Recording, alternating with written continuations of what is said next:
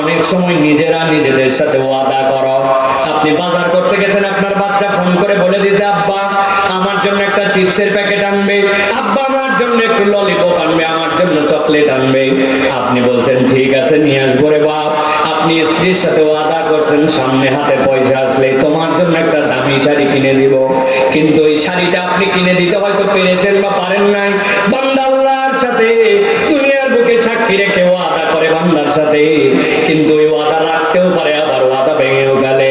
কিন্তু আল্লাহ অদ্ভুত ভাবে বলতেছেন আল্লাহর কোনো ওয়াদা করা লাগে না, কিন্তু রব্বুল আমিন নিজেই নিজের সাথে ওয়াদা করতেছেন ওয়াদাল্লাহ, আমি আল্লাহ ওয়াদা করলাম আল্লাযীনা আমানু, যারা ঈমান আনবে ওয়া আমিলুস সলিহাত, আর ঈমান আনার পরে ওই বান্দারা বসে থাকে না, নেক কাজ করবে।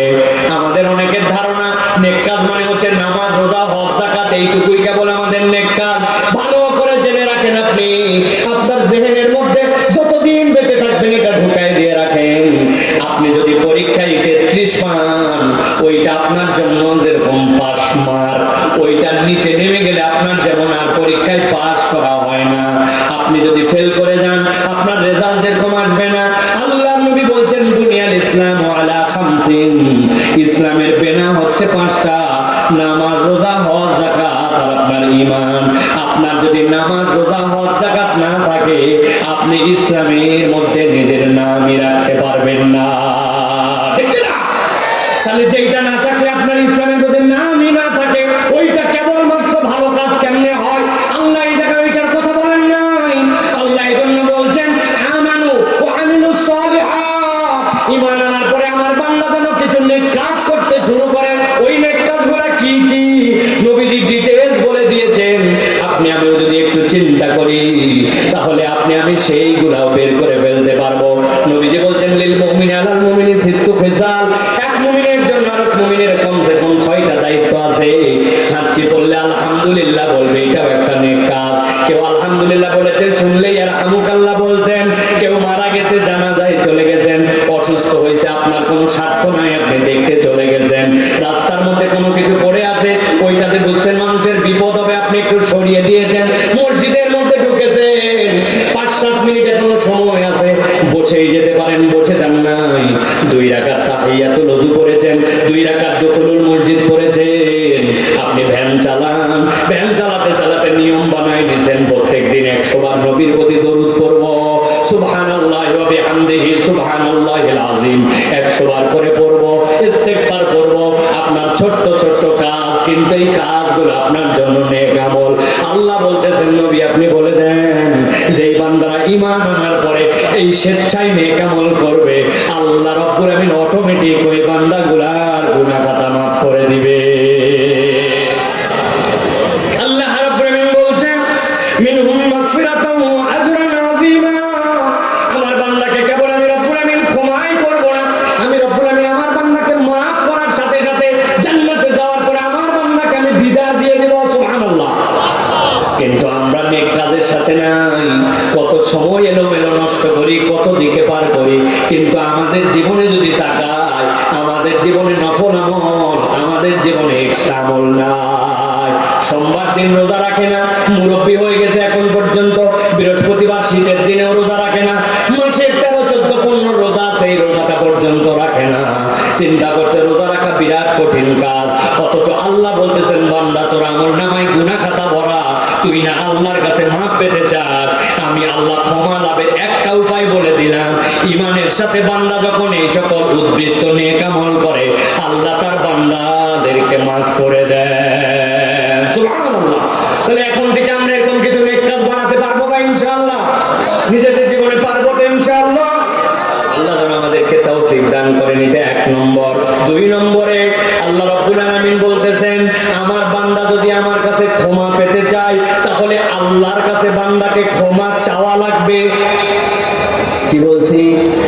আল্লাহর কাছে বান্দাকে ক্ষমা চাওয়া লাগবে। বান্দা যদি আল্লাহর কাছে ক্ষমা না চায় রব্বুল আলামিন বান্দাকে ক্ষমা করেন না। আল্লাহ কি বলছেন শোনেন, আল্লাহ বলছেন ওমাই আমাল সুআন, তোমাদের মধ্যে কেউ যদি কোনো অপরাধ করে আও ইয়াজলিম নাফসাহু, অথবা যদি নিজের জীবনের উপরে জুলুম করে সুম্মা ইস্তাগফিরিল্লাহ, অতঃপর আল্লাহ আল্লাহর কাছে ক্ষমা চায়, ইয়াজিদিল্লাহ গফুরার রহিমা। আল্লাহ বলতেছেন, আই বান্দা, ওই রবকে সাথে সাথে সে গফুর আর রহিম হিসাবে পেয়ে যাবে। তার মানে ক্ষমা থেকে আল্লাহর কাছে নাম এন্ট্রি করাতে চাইলে, ক্ষমা প্রাপ্তদের তালিকায় অন্তর্ভুক্ত হতে চাইলে আল্লাহর কাছে ক্ষমা চাওয়া লাগবে, ঠিক না? বলছি তো ঠিক, কিন্তু এই জায়গায় বিরাট বড় মামলা আছে। আমরা আল্লাহর কাছে ক্ষমা হয়তো চাই, কিন্তু আমাদের ক্ষমা চাওয়াটাই একটা বেয়াদবি। অনেকের মাথায় ধরে নাই, হুজুর আমি ক্ষমা চাই, আবার আমি বেয়াদব কেমনে হলাম? আমি আপনার কাছে একটি এক্সাম্পল দেই, তাহলে আপনার মাথা পরিষ্কার হয়ে যাবে। আমরা সালাম ফিরাই, আসসালামু আলাইকুম ওয়া রাহমাতুল্লাহ, আসসালামু আলাইকুম ওয়া রাহমাতুল্লাহ, আল্লাহুম্মা আমিন। আচ্ছা কিনা কি বলছেন এর মধ্যে? ইমাম সাহেব কি বলছে এর মধ্যে? রব্বানা আতিনা ফিদ দুনিয়া হাসানাতাও ওয়া ফিল আখিরাতি হাসানাতাও। এই তো নাকি ইমাম সাহেব তাও এটা বলছে হয়তো আস্তে আস্তে, কিন্তু আপনি যখন ব্যক্তিগত নামাজ পড়ছেন আপনার সেই সময়ের অবস্থাটা একবার বিবেচনা করেন। কি বলছেন আপনি এর মধ্যে? আপনি বোঝেন নাই আপনি কি বলছেন এর মধ্যে। আপনি হয়তো বলছেন রব্বানা যালামনা আনফুসানা রব্বানা আতিনা ফিদ দুনিয়া, কবি বলছেন, কথা বলেন। আমি আপনাকে উদাহরণ দিয়ে বোঝাতে চাই, আল্লাহর কাছে ক্ষমা চাই। ক্ষমা চাওয়াটা স্বয়ং বেয়াদবি কেমনে? আপনি বৃদ্ধ হয়ে গেছেন, আপনার এলাকার চেয়ারম্যান সাহেবের কাছে গেছেন, একটা সার্টিফিকেট আপনার দরকার, বার্ধক্যজনিত কারণে আপনি এখন বৃদ্ধ, ওই বয়স্ক ভাতার জন্য একটা আপনার সার্টিফিকেট দরকার। আপনি চেয়ারম্যানের কাছে গেছেন, যার পরে জিজ্ঞাসা করছেন অফিসে চেয়ারম্যান আছে, বলছে হ্যাঁ আছে, চাচা যান, এখন আপনার সিরিয়াল। চেয়ারম্যান টেবিলে বসে আছে, আপনি চেয়ারম্যানের সামনে হাজির। আমি আব্দুল গফফার, এলাকার মধ্যে আমার বয়স হয়েছে, কিন্তু আমার কিন্তু আগামীর মতো কাজ করতে পারেন, আমার জন্য একটা বয়স্ক সার্টিফিকেট দরকার, মেহরবানি করে আগামীকালের মধ্যে আমার বয়স্ক সার্টিফিকেট ব্যবস্থা করে দিলাম। চেয়ারম্যান বলছে, কে রে পাগলাটা করতে গেছে, ধর তো ধর। আপনার ছেলের একটা চাকরি দরকার, আপনি গেছেন এমপি সাহেবের কাছে, এমপি সাহেবের সাথে দেখা করে বলতেছেন, ডাইরেক্ট দেখা করে আমার ছেলেটা কিন্তু চাকরি উপযুক্ত হয়েছে, তুমি চাকরি ব্যবস্থা করে দেবে, আগামী 2-3 দিনের আমাকে সময় দিলাম। এমপি বলবে, ধর ধর ধরে বাঁধতে ফেলারে বদমাইশ কোথাকার, কেমনে কি বলতে আসছে, নাকি আমার গালাগালি করতে আসছে, কথা ঠিক কিনা?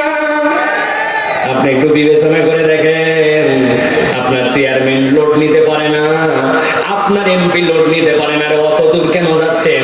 আপনি কোনো দোকানে আপনার পয়সা দিয়েও যদি জিনিস কিনেন, আর দোকানদারকে যদি হরমর হরমর করে বলেন, বলে তোমার মতো ক্রেতা আমার দরকার নাই, অন্য দোকান দেখো। দুনিয়ার মানুষ এইটাকে আদবার বেয়াদবের মামলা নিছে, আর আপনার আমার জীবন গুনায় ভরা, ভুলে ভরা। আল্লাহ বলতেছেন, বান্দা যদি আমার কাছে ক্ষমা চায় আমি মাফ করব, কিন্তু বান্দা এমন বেয়াদবের মতো ক্ষমা চায়, বান্দার ওই চাওয়াটাই স্বয়ং একটা গুনাহ। কি চাইছেন আপনি আল্লাহর কাছে? রব্বুল আলামিনের কাছে আপনি রব্বানা যালামনা আনফুসানা ওয়া ইল্লাম তাগফির লানা রব্বানা আতিনা ফিদ দুনিয়া হাসানা, ওইটুক পর্যন্ত বিনয়ের সাথে বলতে পারে না। বান্দার বিপদের কোনো শেষ নাই, বান্দার চাহিদার কোনো শেষ নাই, আল্লাহর কাছে এ চাই সে চাই, কিন্তু 10 মিনিট ধরে আল্লাহর কাছে হাত তুলে দোয়া করেছে, সিজদায় পড়ে গেছে, পড়ার পরে 10 মিনিট আল্লাহর কাছে বলতে আছে, চোখগুলো ভার হয়ে গেছে, লাল হয়ে গেছে, পুরা জীবনের 50 বছরে 10 মিনিটের দোয়া নাই, আধা ঘন্টার সিজদা নাই, ওই বান্দা গুনাহ নিয়ে নাকি আল্লাহর কাছে আবার মাপ চায়। এইটা আল্লাহর কাছে মাপ চাওয়া নয়, এটা আল্লাহর কাছে একটা বেয়াদবি, ঠিক কি না? হুজুর কতগুলা পাইছে কন্ট্রাক্টর, হুজুরের সাথে দেখা হয়েছে, হুজুর দোয়া করবেন, আমার ছেলের জন্য দোয়া করবেন, হুজুর সংসারে অশান্তি দোয়া করবেন, হুজুর টাকা পয়সা যেন একটু হয় দোয়া করবেন, হুজুর আমার বউ কথা শুনে না দোয়া করবেন, হুজুর ছেলে কথা বলার ঢংই আলাদা, হুজুরের ঠেকা পড়ে গেছে। আপনি আপনার আল্লাহর কাছে কোনোদিন বললেন না, আল্লাহ আমার 3টা ছেলে, আমার 2টা ছেলে, আমার 2টা মেয়ে, আমার একটা নাতনি, আমার একটা ছেলে পড়ালেখা করছে, আই তুমি দুনিয়ার কত কাউকে দিলে, আমার সন্তানটাকে দিবে না কেন? আল্লাহ, আল্লাহ আমার সন্তানটাকে হেদায়েতের উপর রাখো, আল্লাহ আমার সন্তানটাকে একটা ভালো জবের ব্যবস্থা করো, আল্লাহ আমার সন্তানটাকে দ্বীনের উপর রাখো, আল্লাহ আমার সন্তানটাকে হাফেজ বানাও, আল্লাহ আমার সন্তানটাকে ইমাম নববী বানাও, আল্লাহ আমার সন্তানটাকে তুমি ইমাম বুখারীর মতো কবুল করো। বাপ হয়ে আধা ঘন্টা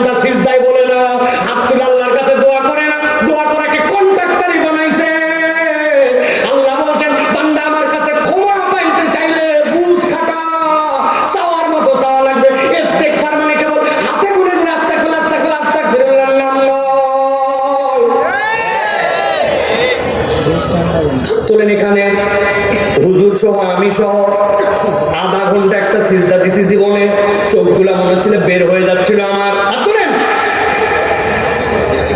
এলাকার সব ঘের আলার জন্য দোয়া করছি, ভ্যান আলার জন্য দোয়া করছি, সিএনজি আলার জন্য দোয়া করছি, সারা দেশের কৃষকের জন্য দোয়া করছি, বেনামাজির জন্য দোয়া করছি, এলাকার সবার জন্য দোয়া করছি। আল্লাহ আমেরিকার অমুসলমানদের জন্য দোয়া করছি, পৃথিবীর সবচেয়ে বড় বিজ্ঞানীগুলা যেন মুসলমান হয়, পৃথিবীর যারা বৈমানিক আছে তারা যেন মুসলমান হয়, অ্যাটম বোম যারা বানায় পুরো পৃথিবীকে নিয়ন্ত্রণ করতে পারে আল্লাহ দোয়া করছি।